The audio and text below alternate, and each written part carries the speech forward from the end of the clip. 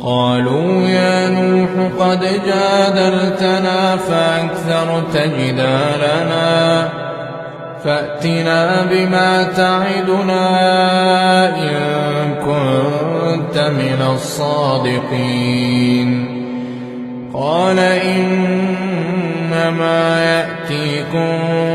به الله إن شاء وما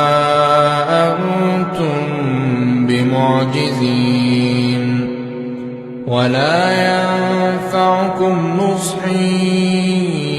إن أردت أن أنصح لكم إن كان الله يريد أن يغويكم هو ربكم وإليه ترجعون